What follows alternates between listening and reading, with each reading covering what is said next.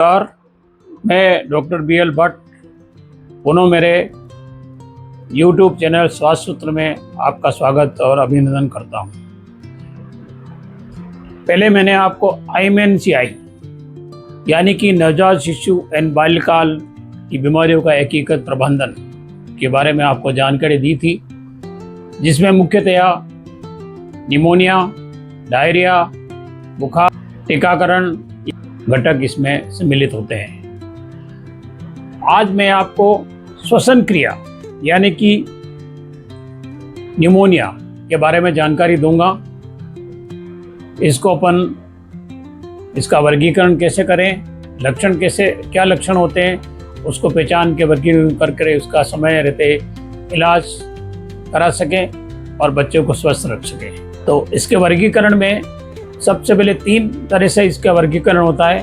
No pneumonia यानी कि उसको न्यूमोनिया नहीं है।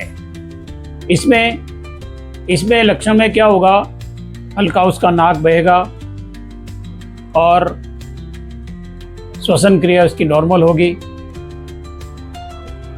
तो उसको नो न्यूमोनिया के नाम से जाना जाएगा। फिर उसमें निमोनिया में क्या, श्वसन गति बढ़ जाती है और गति का अपन देखें तो 2 महीने तक के बच्चों में 60 और 60 से ऊपर, और 2 महीने से लेकर के 1 साल तक के बच्चे में 50 से ऊपर, और 1 साल से 5 साल तक के बच्चे में 40 और 40 से ऊपर गति श्वसन गति है, तो उसको निमोनिया माना जाएगा। फिर अपन बात करेंगे सीवियर न्यूमोनिया की। सीवियर न्यूमोनिया में क्या लक्षण होंगे, बुखार हो सकता है उसको, और स्टाइडर और यानी खरखराहट। स्टाइडर का मतलब जैसे सीटी बजा रहे हैं ऐसी आवाज़ आएगी, और खरखराहट उसमें आएगी, क्योंकि उसकी श्वसन तंत्र की जो रास्ता है उसमें कहीं की रुकावट आ जाती है, इस वजह से ये उसमें दिखाई देता है। और एक चेस्ट इंड्रोविंग का मतलब पसलियाँ सांस लेते समय अंदर धंसना, ये दिखाई देती है, तो उस बच्चे को अपन सीवियर न्यूमोनिया के नाम से जाना जाएगा। यानी कि उसमें गंभीर लक्षण मिल रहे हैं न्यूमोनिया के, उसको अपन को तुरंत आगे रेफर करना होता है, या फिर शिशु रोग विशेषज्ञ या प्रशिक्षित चिकित्सक को दिखा करके तुरंत उसका इलाज कराना होता है। अन्यथा ये बीमारी एक गंभीर रूप ले लेती है और बच्चे में परेशानी हो जाती है। इस तरह से अपन इसका वर्गीकरण करेंगे। और वैसे 2 महीने या फिर 1 साल तक के बच्चे में विशेष टेम्परेचर के बारे में ध्यान रखना चाहिए। अगर टेम्परेचर कम हो तो उस बच्चे को अच्छे से पहना के उड़ा के रखें, ताकि हाइपोथर्मिया नहीं हो और ठंड से बचा जा सके। खास करके जो ठंड का मौसम हो उसमें ये विशेष आपको सावधानी रखनी चाहिए, और गर्मी में भी कपड़े पहना के रखें तो अच्छा है, तो ये न्यूमोनिया होने से बचा जा सकता है। तो इस तरह से अपने बच्चे को कवर करके रखें और ठंड से बचा के। अगर है तो उसमें कोट्राइमेक्साजोल टैबलेट, पीडियाट्रिक टैबलेट होती है या सिरप होता है, वो देते हैं।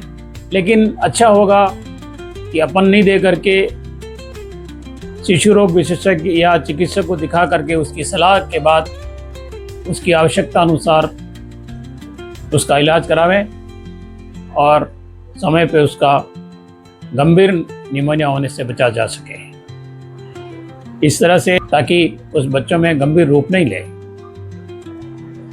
ये मैंने आपको जानकारी दी, जिसमें श्वसन क्रिया के नंबर जो आपको मैंने बताए, ये विशेष करके ध्यान गिनना पड़ता है, देखना पड़ता है। जैसे पहले मैंने बताया कि 2 महीने तक के बच्चे में 60 और 60 से ऊपर, और 2 महीने से 1 साल तक के बच्चे में 50 और 50 से ऊपर, और 1 साल से 5 साल तक के बच्चे में 40 और 40 से ऊपर श्वसन उसकी गति है, तो उसको निमोनिया में लेबल किया जाएगा।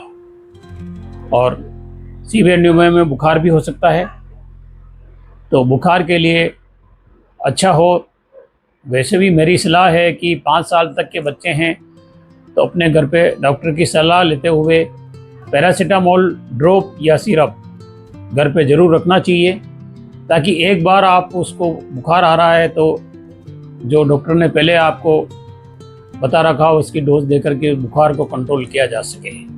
ये अपन कर सकते हैं। दूसरा, आगे का इलाज अपन शिशु रोग विशेषज्ञ को दिखा करके व्यवस्थित और अच्छा इलाज करा करके उसको बीमारी को ठीक किया जा सकता है। ये वीडियो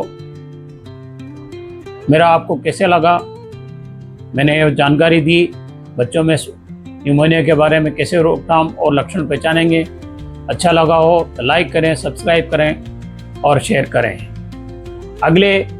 अगली बीमारी आईमेंसे के अंतर्गत नवजात शिशु एवं बाल्यकाल बीमारियों के एकीकृत प्रबंधन के बारे में पुनः और बीमारी के बारे में मैं नया वीडियो लेकर के उपस्थित होऊंगा और एक एक करके सभी बीमारियों की जानकारी आपको समय समय पर देता रहूँगा। आप मेरे इस वीडियो आने वाले वीडियो को देखें, समझें और उसका लाभ उठाएं, ताकि आपके घर में 5 साल तक के बच्चे हैं उनका आप सही रहते इलाज कराते हैं और उसको स्वस्थ रख सकें। पुनः आप मेरे इस वीडियो को कैसा लगा इसको लाइक करें, सब्सक्राइब करें और शेयर करें। धन्यवाद। जय श्री राम।